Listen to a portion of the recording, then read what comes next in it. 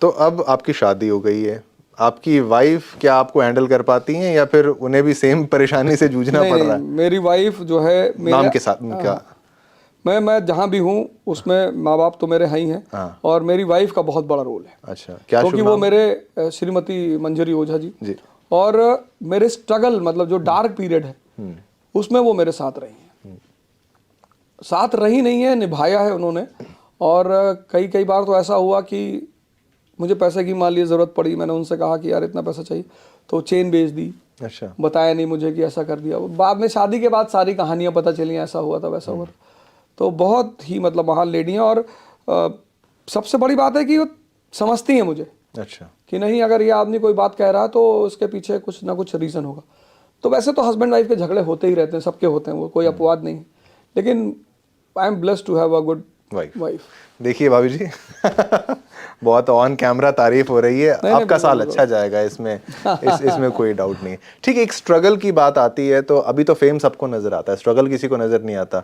क्या आपने कोई ऐसी नौकरी भी करी थी, बारटेंडर की नौकरी? बारटेंडर की नौकरी की कब की थी, क्या वो था, वो जरा हमारे 1998 के आसपास की घटना है। तब आप क्या कर रहे थे उस दौरान? मैं यहाँ तैयारी कर रहा था दिल्ली में, यूपीएससी। और 98 या शायद 2000 के बाद मेरे पिताजी रिटायर हो चुके थे, और पैसे बहन को भी पढ़ना होता था। पापा की सिर्फ पेंशन आती थी। अच्छा। तो अब पेंशन से सिर्फ एक आदमी को जा सकती है पढ़ाई का पैसा।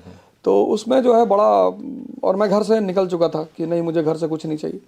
तो बड़ी आर्थिक संकट पैदा हो गया, और उसमें दो जगह बड़ा सहारा मिला। एक तो बारटेंडर की नौकरी की, और उसके बाद ये हमारा जो बंगला साहिब का गुरुद्वारा है, इसलिए मैं सिखों को कभी कुछ नहीं कहता। मैं जब भी भूखा रहा, मेरे पास पैसा नहीं रहा, तो मैं वहाँ जाके खाना खाया। और ये उनकी बहुत बड़ी बात है सिखों की, कि वो किसी का जाति पाति धर्म वर्म नहीं देखते, और ना किसी को देखते हैं कि पंजाबियों को मैंने देखा कि कौन है, कहाँ से आया है। तो वो बड़े दिन रहे। और मोरारजी देसाई जो योग संस्थान है, मैं वहाँ 2 बार सोया भी। अच्छा। गुरुद्वारे के ठीक सामने है, पीछे वाले साइड में। जी जी। तो वहाँ कई बार लोग आप देखते हुए सोते हुए मिलेंगे। तो वहाँ पे मैं रहा। तो वो एक बड़ी 2000 से लेकर 2008 का जो पीरियड रहा, वो बहुत मतलब एक लर्निंग पीरियड है। डार्क 2000 से 2008? 8 साल। 8 साल। मैं आगरा जा रहा था पढ़ाने के लिए, तो उस वक्त कोई कपड़ा ही नहीं था। साफ अच्छा। कपड़ा तो था। तो हमने एक टी शर्ट धुल रखी थी। तो हम यहाँ से सराय काले खां से बस जाती है आगरा। तो हमारे साथ एक लड़का था, नीरज तिवारी। तो वो शीशे के बाहर रात में उस टी शर्ट को ऐसे पकड़ के बैठा हुआ था कि उसके हवा से वो सूख जाएगी, तो मैं सुबह जाके वहाँ पढ़ाऊंगा। तो वो रहा। अच्छा, जब आपका तैयारी का दौर था, आपने कितने अटेम्प्ट्स दिए? 4 अटेम्प्ट दिए। 4 अटेम्प्ट दिए। आप लोगों को एडवाइस नहीं करते 4 अटेम्प्ट्स के लिए? नहीं, मैं कहता हूँ कि आदमी एक अटेम्प्ट दे। जैसे मैंने देखा लड़कों को, मैंने आपसे शुरुआत भी कहा कुछ देर पहले कि पढ़ाई और तैयारी बिल्कुल अलग है। जिसकी पढ़ाई अच्छी नहीं है, जितने भी लोग आईएएस की कोचिंग करने आना चाहते हैं, मैं उनसे रिक्वेस्ट करता हूं कि वो अपना बेसिक्स तैयार कर आए। मतलब जब वो कोचिंग में अंदर एंटर करें तो उन्हें लैटिट्यूड, मास, मोमेंटम, जो बेसिक्स है जी, कि न्यूटन का पहला लॉ क्या है, वो सब पता होना चाहिए। जो व्यक्ति बिना पढ़े हुए कोचिंग करने आएगा, उसका सारा पैसा बर्बाद हो जाएगा। और एक समय में सिर्फ एक क्लास करें। जैसे कुछ लड़के आते हैं तो जीएस भी ज्वाइन कर लिया, ऑप्शनल भी ज्वाइन कर लिया। अब आप 6 घंटे क्लास में बैठेंगे, फिर उस 6 घंटे को कमरे पे हजम करेंगे 4 घंटा, तो 10 घंटे से ज्यादा किसका दिमाग काम करेगा? बिल्कुल नहीं, बिल्कुल सही। तो और चूंकि हमारे देश में काउंसलिंग जैसी कोई चीज़ है नहीं कि आप आईएएस की कोचिंग करने से पहले काउंसलिंग कर लें, तो बहुत सारे लोग उसके मतलब उसका शिकार हो जाते हैं, एंट्रैप हो जाते हैं। तो बेस पढ़ाई करके आए, फिर यहाँ तैयारी करें, मतलब विजन डेवलप करें, फार साइटेडनेस डेवलप करें। तो ये आपका जो अटेम्प्ट्स के बाद जब आप नहीं बन पाए, तो क्या वापस आप घर गए या फिर ऐसा भी कोई दौर आया था कि आप घर नहीं जा रहे थे? नहीं, जब मेरे अटेम्प्ट्स खत्म हो गए, मैं 7 महीना ऋषिकेश में था। हाँ, वो क्या उसके बाद? वो 7 महीना मैं ऋषिकेश में था, मैं चला गया एक्चुअली। तब आप मैरिड थे? नहीं, तब मैं मैरिड नहीं थे। अच्छा। तो हमारे लिए आईएएस नौकरी नहीं थी, हमारे लिए युद्ध था। हम मिडिल क्लास के लोग, हमें पता था, मुझे तो वैसे ही पता था कि इस दुनिया में 2 ही तरह के लोग हैं, एक राजा, एक प्रजा। प्रजा तो हम थे ही, राजा बनने का सपना था। और सबसे इजीएस्ट रास्ता है इंडिया में मिडिल क्लास के लिए अपनी सोशल इकोनॉमिक स्टेटस को चेंज करने का, सिविल सर्विसेज। और वो हाथ से निकल गई। तो बड़े सारे विचार रहे, दौर रहा, लेकिन फिर मैं ऋषिकेश रहा, बिरला धर्मशाला में, गंगा नदी के ठीक सामने। अच्छा। और मेरे पिताजी उसमें सबसे बड़े, तब मुझे पता चला कि माँ बाप क्यों भगवान है। तो मेरे पिताजी आते थे और हर महीने मुझे पैसे देकर जाते थे। तो मैं उनसे कहता था कि पापा अब मैं कुछ करूँगा नहीं, आप क्यों दे रहे हो? तो उन्होंने कहा कि बेटा जब तक मैं जिंदा हूँ तब तक तो मैं दूंगा ही, मेरा फर्ज है। मेरा फ़र्ज़ है। तो उस घटना से मुझे ये फील हुआ कि नहीं, जो काम माँ बाप कर सकते हैं वो दुनिया में कोई नहीं कर सकता। बिल्कुल, 2 अटेम्प्ट आप कह रहे हैं, 2 अटेम्प्ट से ज़्यादा बिल्कुल भी देने की ज़रूरत नहीं है। नहीं, 2 अटेम्प्ट आप दीजिए, उसके बाद आप अपना कोई काम करिए। जैसे आपने जर्नलिज्म कर रखा है, आप यहाँ आ जाइए। आपने लॉ कर रखी है, आप कोर्ट चले जाइए। आपने मेडिकल कर रखा है, आप डॉक्टर की प्रैक्टिस शुरू करिए। क्योंकि तैयारी के बाद आपको सिर्फ डेली 5 घंटा चाहिए रिवीजन का। अच्छा, 5 घंटे बस। तैयारी के दौरान आप शिक्षक कैसे बन गए? मतलब आप कामयाब नहीं हो पाए, उसके बाद आपको वो कौन सा मोड़ आया कि आपको शिक्षक बनने का मौका मिला? हमारे एक सीनियर थे इलाहाबाद में, उत्तराखंड से। तो उनकी करीब 30-32 साल उम्र हो गई थी, कहीं सिलेक्शन नहीं हो रहा था। अच्छा। तो जब मेरे पिताजी रिटायर हुए और मुझे लगा कि कहीं कुछ पैसे की व्यवस्था हो नहीं सकती, तो मैं एक पल के लिए वापस इलाहाबाद चला गया। तो वहाँ मेरी उनसे मुलाकात हुई। तो उन्होंने कहा अब कुछ करते हैं, नहीं तो ज़िंदगी तो बेकार चली जाएगी। तो कोचिंग खोली उन्होंने, और जैसे उन्होंने कोचिंग खोली, उत्तराखंड की वैकेंसी आ गई 1000 की। अच्छा। ये 2000 के आसपास की बात है। तो वो तो बेचारे बोले कि अब देखो, अब 2000 वैकेंसी आ गई, इससे बड़ी ज़्यादा वैकेंसी अब कभी नहीं आएगी, मैं वापस जा रहा हूँ। तो वहीं पर मेरी एक मुलाकात हुई। मोहम्मद हुसैन एक आदमी है, वो कोचिंग चलाते थे बेचारे। उनका हिस्ट्री का टीचर भाग गया था। अच्छा। भागा इन अ सेंस कि वो पढ़ाने लगा था, और पढ़ाते पढ़ाते लड़के उसे बहुत लाइक करने लगे। अच्छा। तो उसने मोहम्मद हुसैन से कहा कि तुम मेरा पैसा बढ़ाओ, अच्छा। नहीं तो मैं नहीं पढ़ाऊंगा। क्योंकि टीचर को एहसास हो गया था कि अब लड़के मेरे सिवा किसी से पढ़ेंगे नहीं। तो ऐसे बात चली तो दोनों ने मुझसे कहा, मैंने कहा यार हम पढ़ा दें। कहीं अरे भैया क्या चाहते हो, कोचिंग बंद हो जाए? अरे तो मैंने कहा तुम वैसे ही फंसे हुए हो, ट्रायल करने में क्या जा रहा है? आपदा में अवसर। हाँ। तो मैंने कहा हाँ यार ये तो है। शगुन नाम था कोचिंग का। अच्छा। अब कारी चौराहा जगह पड़ती है वहाँ इलाहाबाद में, वहाँ पे। तो मैं क्लास लेने गया, तो मैं क्लास से बाहर निकला तो लड़कों ने कहा कि मजा बहुत आया।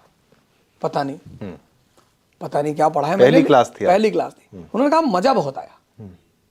तो जब मजा आया, वही वाली बात है अप्रिसिएशन वाली। तो फिर मैंने क्लास लेना शुरू किया और वहीं से एक क्लास लेने की कहानी शुरू। तो कोचिंग की फील्ड का जो मेरा गुरु है वो है मोहम्मद हुसैन। वो आदमी है जो मुझे इस फील्ड में लेकर आया। और जिस आदमी ने मुझे टीचर बनाया उसका नाम है नीरज। कौन से साल की बात है ये, जब शुरुआत? 2000। और आप वायरल होना चालू हुए 2019? कोरोना के टाइम पे। कोरोना के टाइम पे आप वायरल होना चालू हुए। एक पहली वीडियो डली, उसके बाद आप वायरल हो चुके थे। तो उस दौरान आप फिजिकल क्लासेस भी तब अटेंड करते, आप देते थे? नहीं, वायरल मतलब मेरी वीडियोस तो पढ़ना शुरू हो गई थी वाजीराम से ही। वाजीराम के लड़के फेयरवेल करते थे। अच्छा। मेरी वीडियो बनाते थे, मेरी स्पीच डालते थे YouTube तो हाँ यूट्यूब पे। तो वहां से लोग मुझे जानने लगे। कौन से साल से? 2015-16 की बात है। हाँ, तो लोग मुझे जो IAS वाला सर्कल था, सिविल सर्वेंट्स वाला, वो जानने लगा था। और एकदम एक कहते हैं ना मशहूरियत आ गई। अब वो कौन सा दिन रहा होगा आपको लग रहा है कि भाई 2000 बीच कोरोना के बीच में ही, कोरोना के बीच कि भाई कॉल आने लग गए, ये आने लग गए? कोरोना के बाद से तो बहुत, अब तो मेरा बाहर निकलना थोड़ा सा दिक्कत हो गया, खासकर नॉर्थ इंडिया में तो बहुत हो गया। वहाँ लोगों का प्रेम इतना ज्यादा है कि भैया, आज मैं मेरिडियन में बैठा खाना खा रहा था सरदार हरमन सिंह के साथ। अच्छा। तो एक साहब आ गए, भैया। मैंने कहा जी भाई साहब नमस्कार। अरे आपने हमारे लड़के की तकदीर बदल दी। मैंने कहा भाई साहब कैसे? बोले वो पढ़ता है, बोले वो मेरा पैर छूता है सुबह उठ के। आप जो कहते हो कि माँ बाप की इज्जत करना चाहिए, बिल्कुल करनी चाहिए भाई। जो लोग बिना मतलब आपको खाना खिला रहे हैं, आपको कपड़ा दे रहे हैं, आपको पाल रहे हैं, अगर आप उनकी बात छोड़कर किसी की भी सुनते हो तो तब आप अपराधी हो। मैं अपराधी उसको मानता हूं जो अपनी माँ बाप की नहीं मानता। अच्छा। माँ बाप की तो माननी चाहिए, कुछ भी हो। अपवाद हर जगह होते हैं, कभी कभी माँ बाप भी नहीं समझ पाते उन बातों को, लेकिन समझाने के अलग तरीके भी हैं, तरीके से समझाया जा सकता है। एक जैसे ये पुस्तक भी यहाँ पर है, धार्मिक पुस्तक, आपका धर्म से रिश्ता क्या है? क्योंकि आप पर आरोप तो ये लगते हैं कि आप हिंदू धर्म छोड़ के बाकी धर्मों की बहुत मतलब उनको प्रेज करते हैं, तारीफ करते हैं, लेकिन आपका अगर मैं यहाँ देखूं तो आप एक यहाँ पर आपने धार्मिक किताब रखी हुई है, बाकी आप ध्यान योग की बातें हैं। क्या आपका क्या माइंडसेट है, वो जरा दर्शकों को क्लियर कर दीजिए, वरना सवाल बहुत ज्यादा है उनके। मैं ये कहूँगा कि राजकुमार साहब का किसी मूवी में डायलॉग है कि वो दूसरों के घर पे पत्थर नहीं फेंकते जिनके खुद के घर शीशे के होते हैं। अच्छा। तो मैं दूसरे धर्मों की तारीफ इसलिए करता हूं कि उनके धर्म के लोग अपनी कुरीतियों पर प्रहार करेंगे।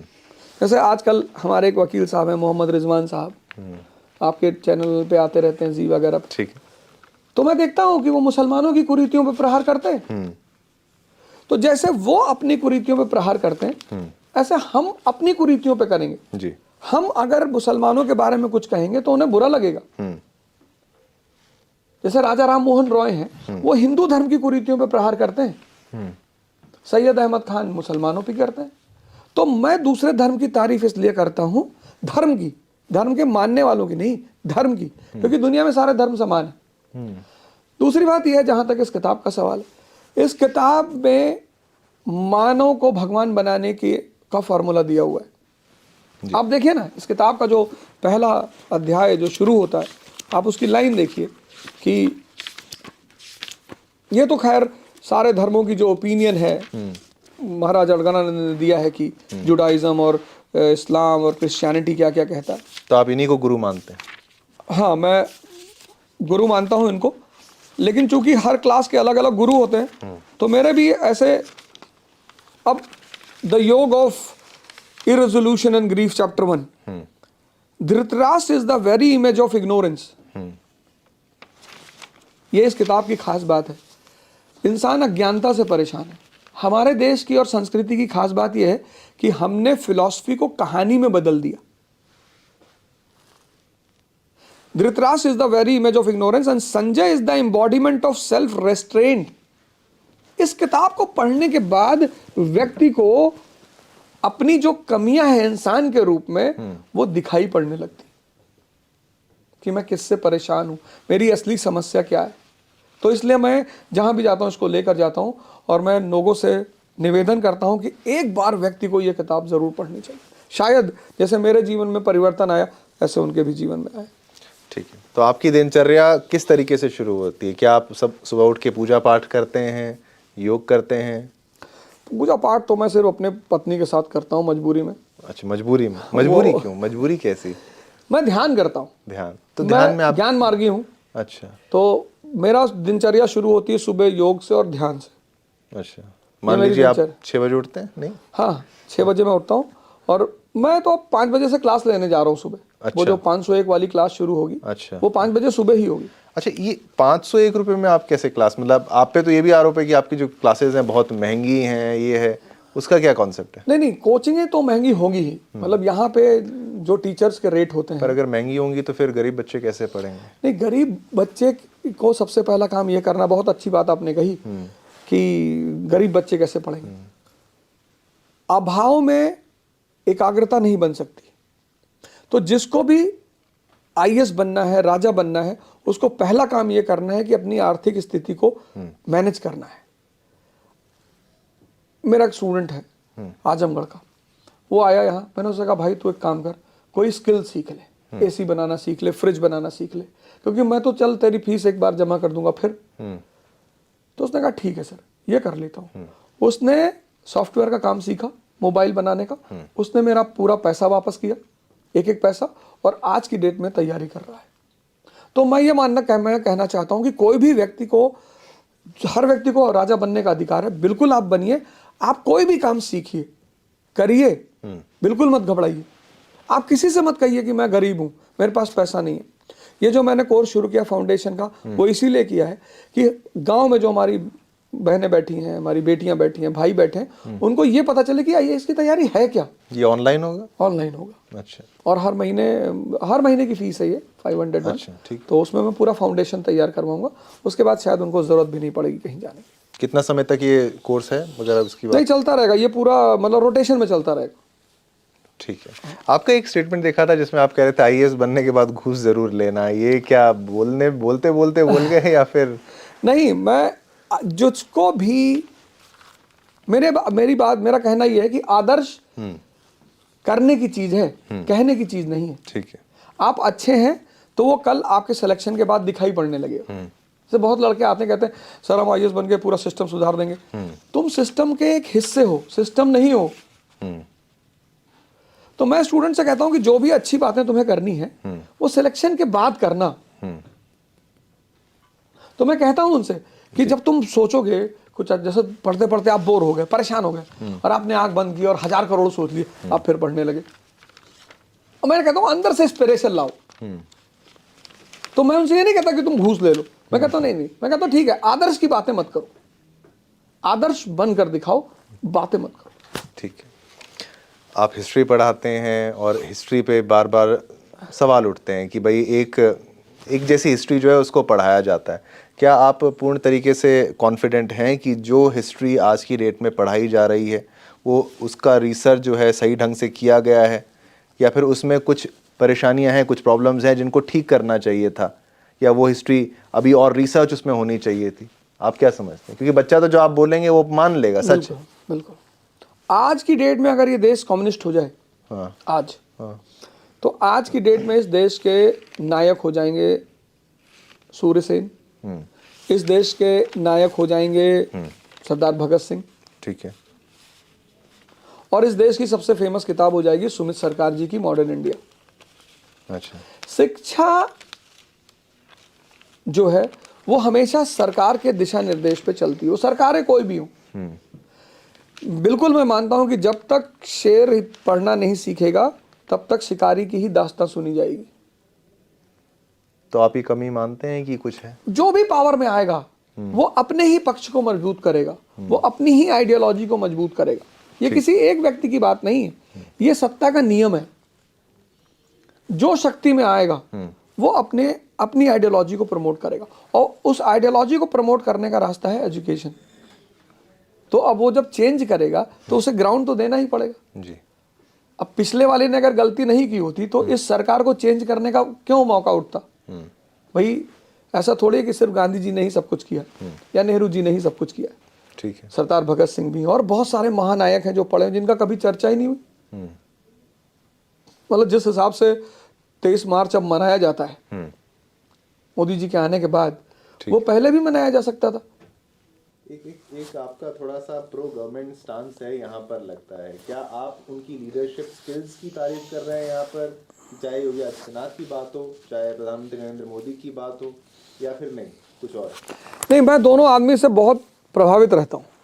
वो एज अ लीडर, वो तो इतिहास डिसाइड करेगा वो कैसे हैं, पर चूंकि दोनों आदमी, खासकर मोदी जी को मैं देखता हूँ कि इतने सामान्य परिवार से उठकर वो यहाँ तक पहुँचे, वो बहुत बड़ी उपलब्धि है। क्योंकि जिन चुनौतियों को मैं आज फेस करता हूँ वो सारी उन्होंने किया होगा।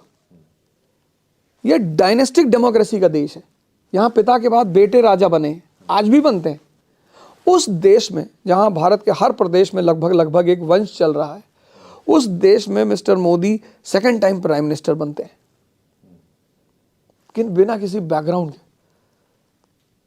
बिना किसी गॉडफादर के। वो एक अचीवमेंट है। योगी जी को मैं देखता हूँ महात्मा होते हुए भी राजा का काम कर रहे हैं, और आज की उत्तर प्रदेश की परिस्थिति में वो सूटेबल है।